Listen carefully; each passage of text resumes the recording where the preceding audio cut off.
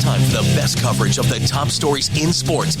The Sports Wrap with Jason Page starts now. Yes, it does, and great to be with you on this Wednesday edition of the show. We got a lot to do over the next 60 minutes. A lot of people hanging out with us. Kurt Helin of Pro Basketball Talk at NBCSports.com in his usual weekly spot. Get into it with him. One undefeated team remains, and guess what? They were the champs last year. Talk about culture. I want to talk about culture when it comes to the Thunder. We'll do that coming up a little. I know it's a boring conversation to talk about culture, but there is something that I want to get to on that front with the Thunder, and we'll do that coming up. There is plenty to talk about from all over the sports world, but we start things out in the NFL with our friend Matt Verderame, who is here, returning champion. SI does a terrific job on the NFL, one of their terrific insiders. Feels like I haven't seen you in a while. I miss that face. I miss this. We're glad to have you back. Let's talk about the trade deadline. As it would be, it started out like a house of fire, and then it kind of fizzled out towards the end, towards the end of the timeline there. I want to get into it on the Jets, and I got to tell you, I love what they did. You suck. Tear the thing down and rebuild it. And frankly, if I'm Aaron Glenn, I'm happy because I get to oversee that rebuild from the start. It buys me time. I know he probably doesn't like giving up Quinnen Williams and Sauce Gardner, but you're not going to win with those guys anyway in this sort of iteration of the Jets. You go get a bunch of draft picks. You could start planning for your future. From the Jets' perspective, we'll get to the Colts and Cowboys. How do you feel about what the Jets did? I thought the Jets had a rare win in November. I thought the Jets did the best of any team in the trade deadline. Look, they needed to tear everything down, as you said, and rebuild it. And I thought it was interesting. Like, there was this narrative out there, at least in some corners, like, oh, they're a defensive team, and now they've moved on from these guys. Like, I saw Diana Rossini she tweeted out something where she had like a text from a source saying that they took a top 5 defense and tore it apart. I'm like, top 5 defense? So I went back and looked. They're 21st in yardage, 27th in points, 30th in DVOA, 26th in EPA, and 27th in dropback in EPA. Other than that, they're great. Look, trade them. Get rid of them. Look, the dirty secret about Sauce Gardner is, quite frankly, he has not been the great all-pro player that he was the first 2 years of his career. I'm not saying he's not very good. He's not been that guy for a little while now. Quinnen Williams has 1 sack and 3 quarterback hits this year. That's a half for some guys. And they got a great haul for him. So, if you're the Jets, you're not trading those 2 guys for 3 firsts and a second? Of course you are. I thought the Jets, in both cases, came out great. My only criticism of the Jets is I think they should have traded Breece Hall.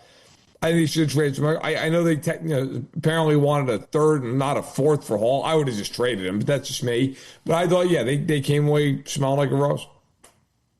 Matt, you mentioned Breece Hall, and I think the question that came from me in the whole Breece Hall situation was more from a Kansas City side. Is this now a team in Kansas City that's just going to rely on Kareem Hunt and Brashard Smith to run the ball without going out and actually making a move for a running back at the deadline? Yeah, they'll have Isaiah Pacheco back for the next game, so that'll be part of it too. They've run the ball fine over the last month. That really hasn't been there. If the Chiefs are going to do anything, they should have gotten a pass rusher because that's been kind of their Achilles heel. Chris Jones quietly has not been the same player that he's been the rest of his career. He has not played well this year. Does anybody know why? Does anybody know why that's the case? He's 31. Literally it's just like that. It's gone. He's still, if you watch him, by any other defensive tackles, Matt, he's still a very good player. But by his game he's not wrecking games in the way that he used to. Karlaftis is actually having a terrific season. He's been the best pass rusher they have. The problem is nobody else can do anything. Dana stinks. Amenahu stinks.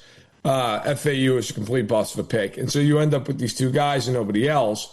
I thought they might go after Malik Collins or Calais Campbell or Jalen Phillips. They didn't do it. Now, look, that being said, they're one of the weirdest teams in the league to evaluate because they're 5-4. They just lost a game in Buffalo that they played horrendous in. And yet at the same point, they're the favorite in Vegas to win the Super Bowl.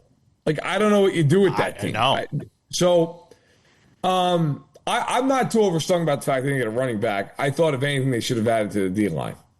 How do you feel about what the Cowboys did? Awful. I mean, I don't understand, like, what the hell the thought process is. There isn't one. Well, right. Well, because it's Jerry. And Jerry, at this point in his ownership and life, I don't think has a whole lot of, like, long-range planning. It's just like... It's like the dog sticking his head out the car window and going, tree, house, cloud, hydrant. It's really, like, borderline alarming the way that team is run. So you traded Micah Parsons for 2 first-round picks and Kenny Clark. Okay, that's a terrible trade, but okay, so now you're in fire sale mode. But they had already, earlier in the offseason, traded a 3rd-round pick for George Pickens, who they haven't extended. Okay. Then they traded for Logan Wilson, who is so bad that the Bengals were giving up 33 points a game. We're like, we don't need this guy. Like, we benched this guy a month ago. So they gave up a pick for him. And then they backed all that up by saying, look, we will not only give you a 2nd rounder in 2026 and a 1st rounder in 2027 for a guy with 1 sack and 3 quarterback hits just making a fortune. We'll also give you the better of the 1st-round picks that we have between us and Green Bay. So we'll give you all that. And also, who's playing defensive tackle for this team? So you have Quinn Williams and Kenny Clark. You also have Adigizua, who's arguably the best defensive tackle you have, who's now like, what, a rotational player? It is the weirdest team. I look forward to them giving $40 million a year to George Pickens this offseason. It'd be great. There's just no semblance of a plan for a team that, like, very clearly just needs to rebuild. They're not good. They have, like, 4 or 5 really good players. Everybody else on the team is atrocious. Like, they just need to rebuild this thing, but they won't because of Jerry Jones. In the last 30 seconds of this segment, the Jags adding Jacoby Myers move the needle at all? No. I mean, he's fine. He's a good player. If Brian Thomas doesn't play a lot better, it doesn't really matter. And quite honestly, the real truth of it is, if Trevor Lawrence doesn't play a lot better, it really doesn't matter. And Trevor Lawrence has been awful this year. Under 60% completion rate, 9 TDs to 6 picks. Jacoby Myers is fine. Like, Jacoby Myers doesn't move the needle in New England or the Raiders, and he's not moving it for Jacksonville. And maybe the upside for the Jags is that the record is what it is without the fact that Trevor Lawrence has played, the way that he has. Maybe that's the upside. We got more with Matt Verderame from SI. Don't go anywhere.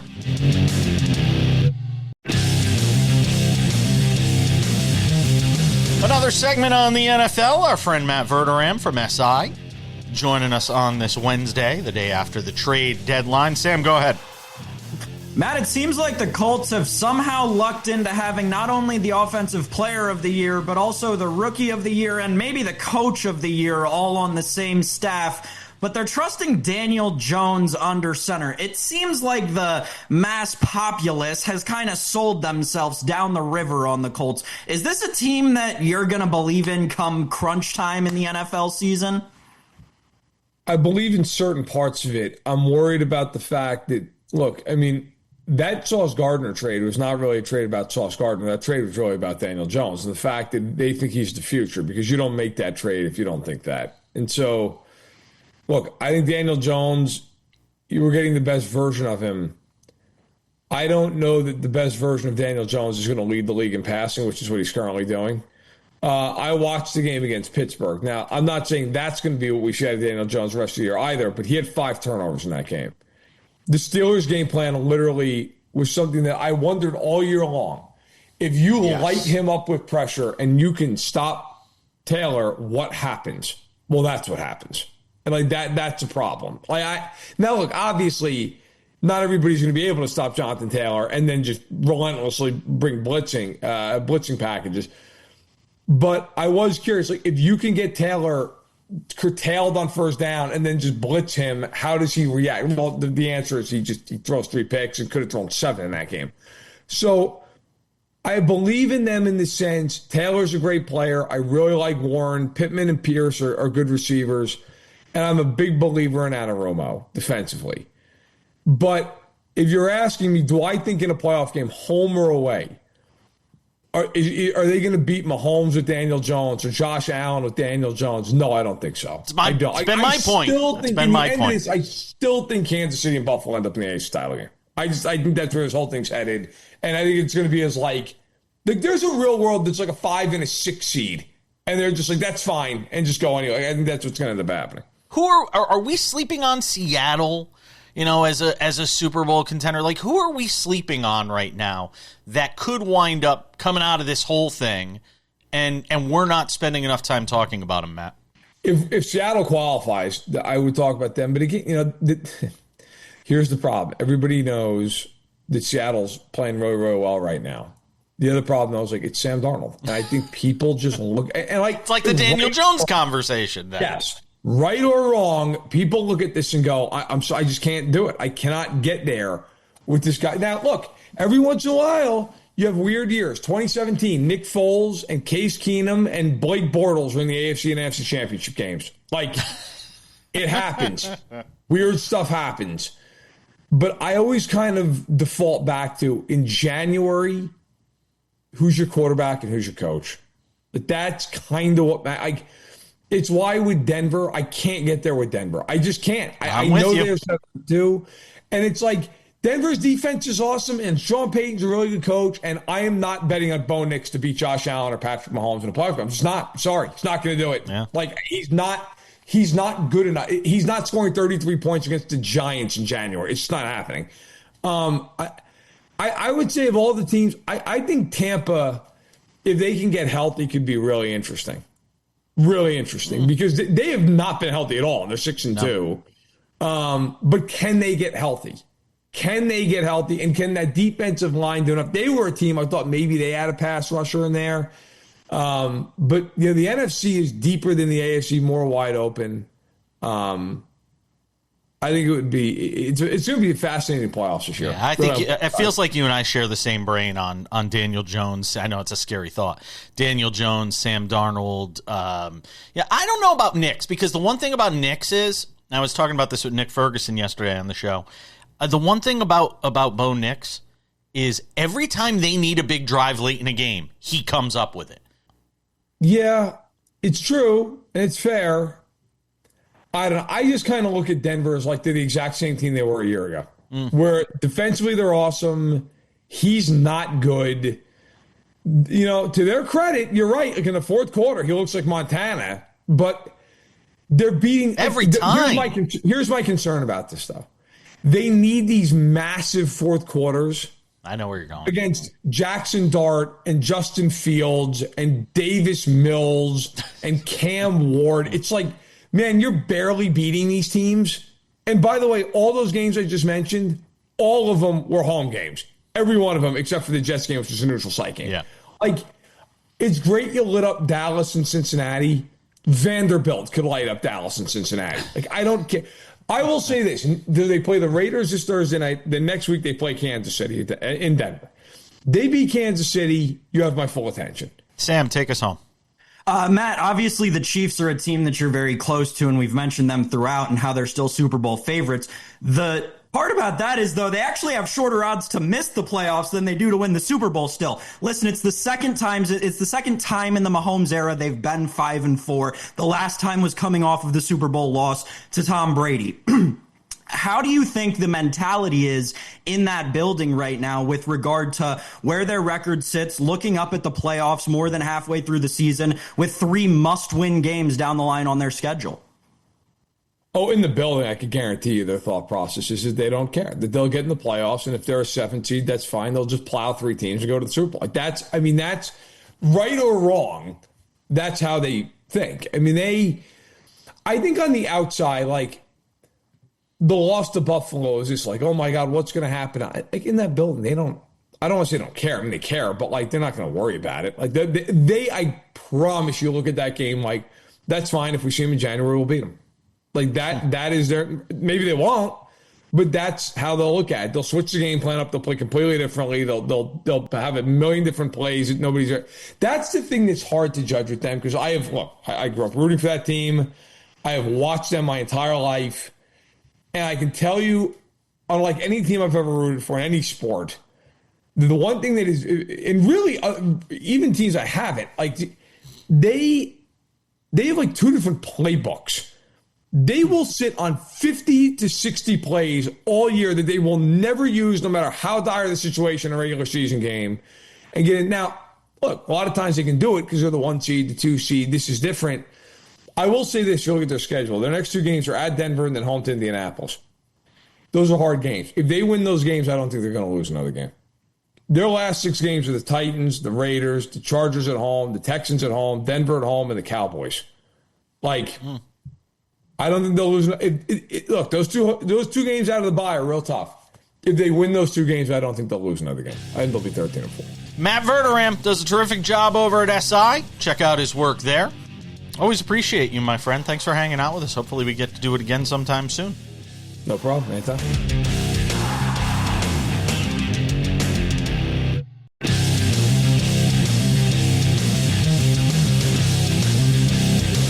All right, we got Kurt Helin of Pro Basketball Talk at NBCSports.com coming up in 10 minutes. A couple of segments on the NBA, as we do on Wednesdays, including some thoughts on the Thunder, who continue to rumble.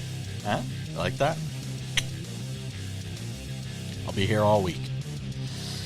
All right, Sam Yarnell. First college football playoff rankings came out on Tuesday night. I was sitting here, all excited at the control station here, getting ready to talk about it, and then they came out, and I was like, "Oh, okay, that kind of makes sense." That's kind of where I was by the time I was done with it. You know, Ohio State, Alabama, Texas A&M, Indiana, you're 1 through 4, okay. And then the rest of it comes out. No, Notre Dame's in. Oh, of course, because it's Notre Dame. And, you know, you sort of weed your way through it. It seemed to me like there was a lot more going on here from an eyeballs standpoint, from an eyeball test, an eye test standpoint, than there was analytics and head-to-heads and all of this. And if that's the trend, if that's the through line here, then, you know, how these teams finish could be a lot more important than anything they've really done to this point in the season. Yeah, I mean, so I don't know. The first college football rankings are always the weirdest ones, right? Those are always the ones that you have to take with the most grain of salt. Maybe it's because all these, you know, geriatric people have just come out of hibernation. You know, they just hung their hat on the flagpole there and walked in, and they're all still waking up, still familiarizing themselves with everything they missed over the first 10 weeks of the college football season. But I think that it became very clear and obvious to everybody, if it wasn't already, that 2-loss Notre Dame is in the playoff. They're already in. They don't need another win. They're going to make the playoff. It's because they're Notre Dame and they're independent, and just because they get to do whatever they want, they don't get classed in with the rest of the ACC like they should be. But regardless, besides Notre Dame making the playoff, I did think it was very weird how they handled the rankings in week 1, not putting a single G5 team anywhere in the rankings. Like normally, historically, they'll, even for week 1, throw them down at the bottom because there has to be one in the college football playoff. Instead, they have unranked Memphis in the college football playoff. That didn't really make a lot of sense to me, but regardless, that's a very nuanced little thing. Memphis, obviously the choice right now. Their game against Tulane on Friday is massive, maybe the game of the G5 season, and I don't think that Memphis is going to be the ultimate G5 bid. I mean, we've talked with Bill Bender about this throughout the last couple of weeks on this show. I think South Florida probably has the greatest chance in the American, but I think James Madison probably has the best chance of anybody in the country just because of the carnage that is the American. Jason, this is the first week in a 6-week stretch of us just going through the craziest debates every single Wednesday morning. I can't say I'm excited for it based off of night 1. Pittsburgh is an interesting one to me. Even though they're at 24, they've got the biggest potential upside to improve from 24. That's the one that I'm curious about. We talked about them a little bit on the show with Bill as well on Monday. Pittsburgh is an interesting one to me. I think Utah was also kind of interesting. You know, where Utah lands in this at 13. You know, that Utah could still potentially be a team that winds up in this playoff. Oregon, you know, the schedule for Oregon, you kind of go, eh. You know, that's an interesting one. And like I said, this thing is going to have to shake itself out, and more times than not, it will. And again, even though it's a 12 team or, you know, however many teams you have in here, 8 teams in here, you know, as much as we sit here and talk about the different addition of teams and putting all these teams in, at the end of this, you're still going to have arguments about who should be 11, who should be 12, who should, you know, who could have got in, who should have got in. No matter how many teams you add to this, even in the NCAA men's basketball tournament, you could have 128 teams, and somebody's going to have a gripe about who should have been team 127 and team 128.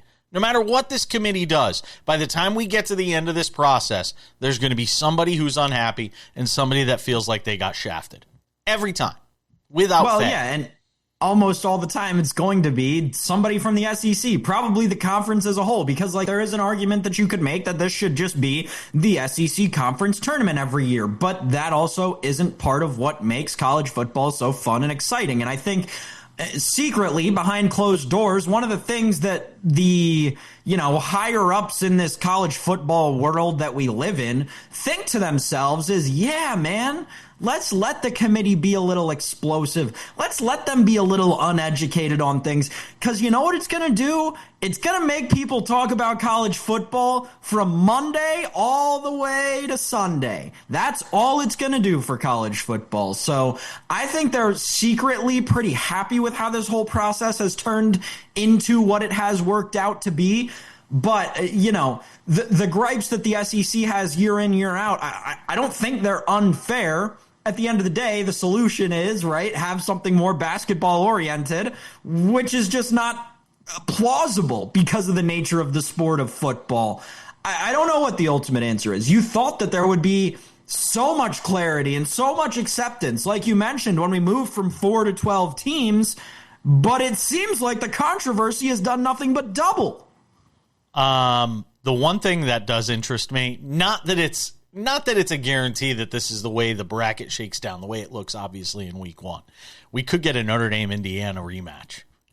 That kind of excites me.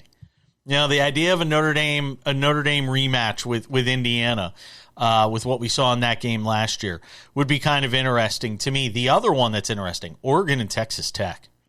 That would be a fun game to watch in the playoffs. I'll sign me up for Oregon and Texas Tech for 4 quarters. What were you going to say? I was hopeful that, you know, should JMU be the G5 team, we're obviously past this point now, but I was hoping that Indiana would slip up one more time so that they'd get an at-large bid, and we could potentially get Kurt Signetti against his former school in Indiana in the first round of the college football playoff. That would have been poetry. Yes, it would. And sports can often work out that way, just not this time around. All right, we got a lot more to do on the show. Some NBA to talk about. Will the Thunder ever lose? I don't know.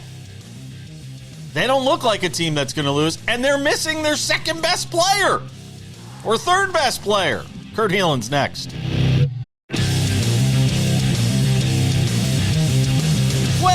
Well, if it's a Wednesday on SportsWrap, that can only mean one thing. It means this guy is here, Kurt Helin of Pro Basketball Talk at NBCSports.com.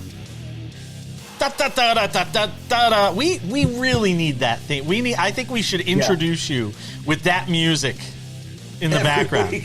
Every week, absolutely. The music catches on. Look, I was at Clippers Thunder last night, and Chuck the Condor had the Josh Hart wig, not Josh Hart, John Tesh wig on, and just was trying to be John Tesh for a while. So All right, fair enough. We might have to make that change for next week. I don't think NBC would be mad at us if we did. He still holds the rights to it. I will tell you. Yeah, that's fine. That's fine.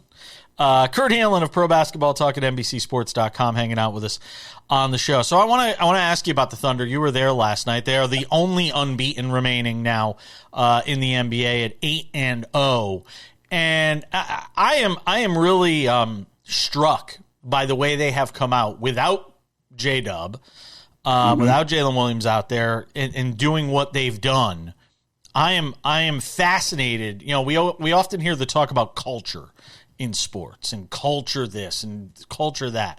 It really does feel like with them having gotten all these guys at a young age and building that culture, Mark Dagno, that they have built something here that is really everlasting and not dynastic in the way we think about the Bulls or anything like that. That was because the Bulls were dysfunctional dynastic. The Spurs is more the comparison I think of when I think of the potential for dynasty here and what we're seeing, Kurt. And they're just getting better. Mark Dagnall talked about going into the season, and their attitude was, let's treat this season like we lost Game 7 to the Denver in the second round. If we lost that game, how would we approach? What would we do differently? What would we want? And that absolutely comes through. And also the thing you mentioned about chemistry comes through. If you go to NBC, little plug, if you go to NBC Sports today, I have a feature up on AJ Mitchell, who is, a fascinating story from Belgium to Santa Barbara to the NBA. But he talked about coming in at, 21, 22, 21 when he was drafted after 3 years of college.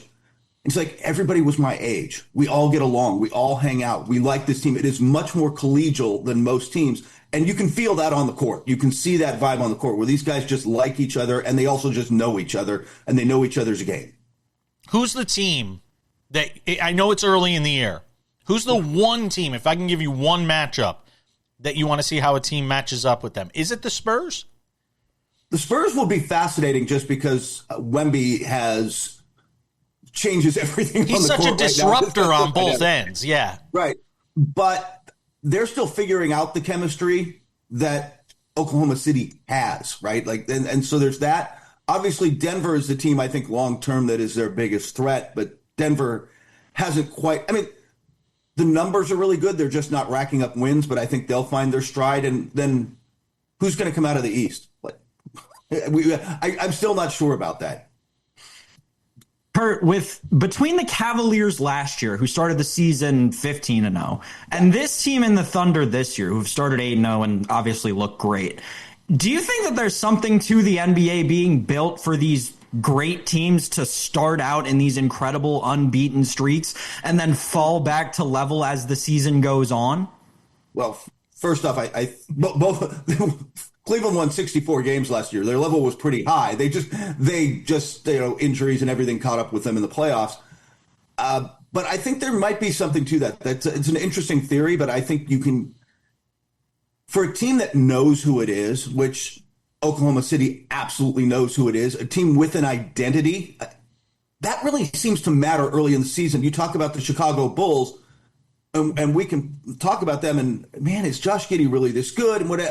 And they're defending way over their head, and they know who they are. They know how they want to play. They know what they want to be. And knowing that seems to have been a huge, huge step in the right direction early on. You mentioned the Clippers because you were there last night. And it was funny, you made the joke that, hey, you were there to watch the Thunder and the Clippers happened to be there too. And by the time they got to the fourth quarter of that game, that's sort of the way it felt. What do you see in the Clippers that gives you an indication one way or another, at least through the first 7 games, the direction that team is headed? They're concerning, and well, obviously no Kawhi Leonard last night, and they're just not the same team without him. They really need his shot creation. James Harden, 17 points in the first quarter, 12 in the first, 3 minutes or something, just red hot start. And when he's like that, it propels them. But against a good defensive team, they kept the Thunder just roll out waves of guys. It's really the problem. It's like they're going to play 12. They're talking about playing 12 guys tonight in Portland. And they very well might. And but they roll 8. you had enough of Casey Wallace to start the game. Here's some Alex Caruso. We can just throw guys at you all night. It wore Harden down enough, and they start picking him up full court, which is if you're looking for an early season NBA trend, friends, full court pressure. Everybody's doing it now. Everybody's copying Indiana last year.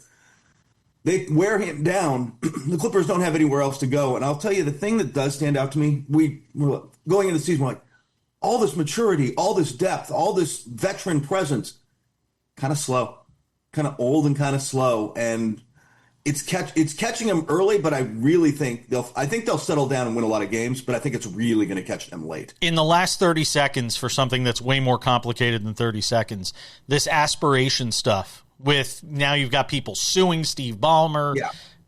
How close an eye is the NBA keeping on this, and how does it add to the story? I don't think it helps the situation. You know when you're going to hear it a lot, though? They're going to try to have the All-Star game there. They are very pumped about having the All-Star game at Intuit Dome, and that is just going to come up a lot.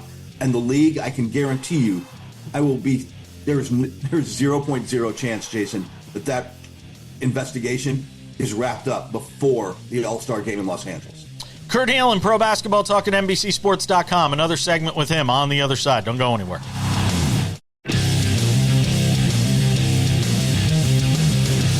The conversation on the NBA continues, and so does our friend Kurt Helin of Pro Basketball Talk at NBCSports.com.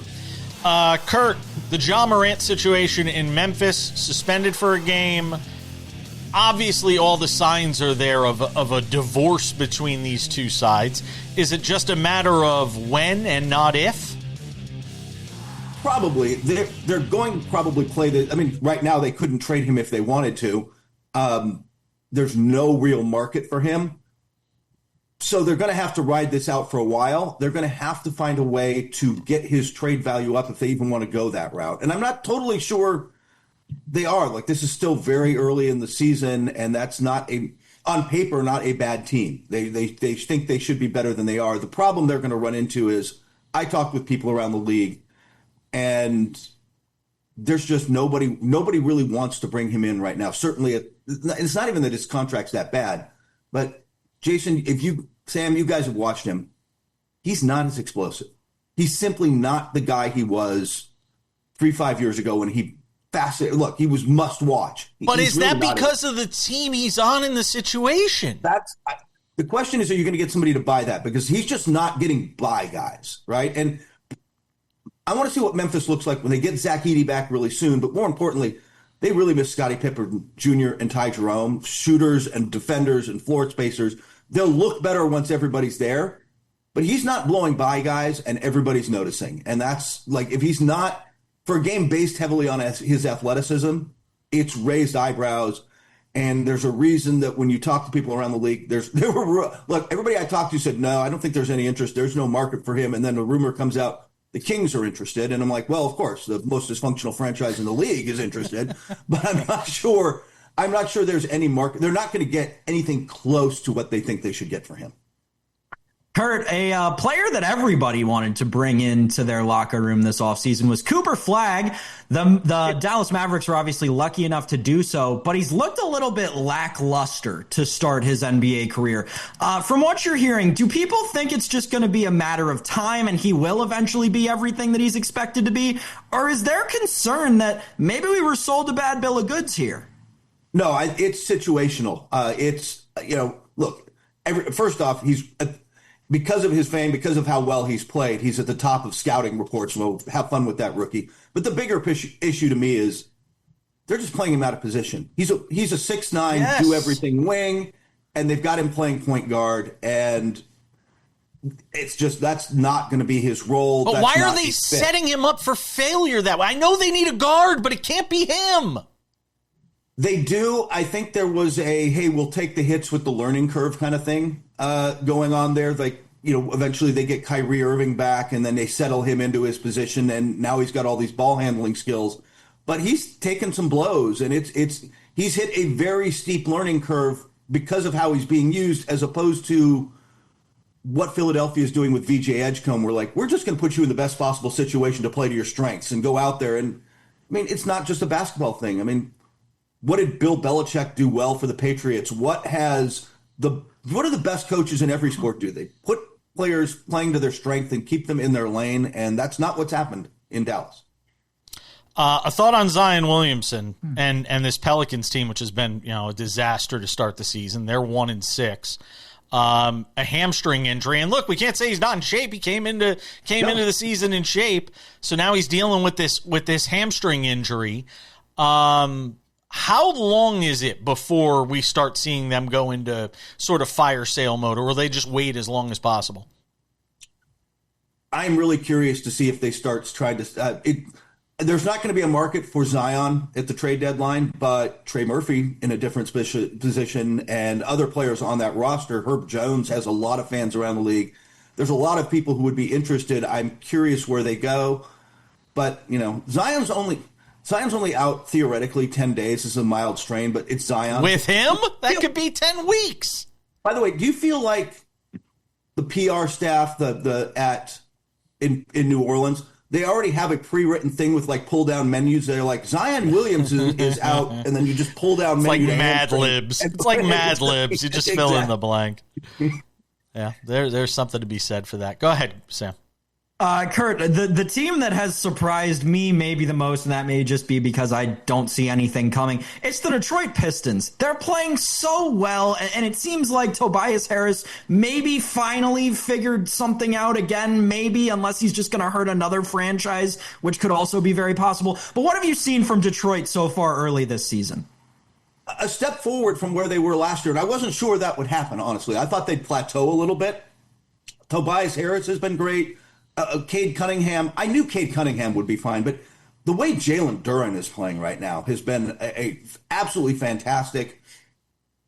They have just kind of found a formula that works for them. And like I said, I kind of expected a plateau, and they haven't been that. They have been better. And in a down East, that could put them up really high. They are a good team with, like we talked about last segment, with an identity. They kind of know who they are and how they want to play, and the fact that you have an All-NBA point guard at the top of the play with the ball in his hands just changes everything. They've been fantastic. Then, like you said, they've been better than I expected. I thought they'd be good, not great, and they have been really good. One more in the East in the last 30 seconds. Bulls at 6-1, Sixers at 5-2. Which is a bigger surprise to you? Both are surprises, but definitely the Bulls. They're defending. I keep saying that's not going to last if they keep doing it. The other thing is, what was the knock on Josh Giddey? That man can't drive winning. He's just empty stats. Well, he's driving winning, Jason. He's driving winning, and maybe we were wrong. Maybe this guy's better than we thought. Kurt Helin, Pro Basketball Talk at NBCSports.com. Check out his work there. That's his jam. I always appreciate you, my friend. You're going to be out here in Vegas anytime soon? NBA Cup? What? Possibly for NBA Cup. That is still up in the air. So if so, we'll get together. This time I will buy you dinner at, any $2 pizza joint you want. There's plenty of them here in Vegas. We're coming back.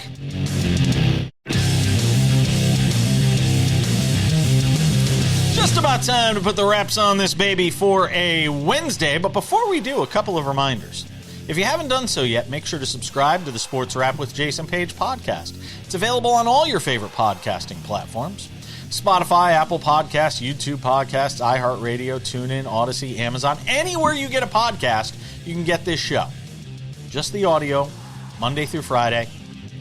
45 minutes, it's perfect while you're driving to work, on the treadmill, in the shower, laying in bed, whatever works for you. You can check it out there.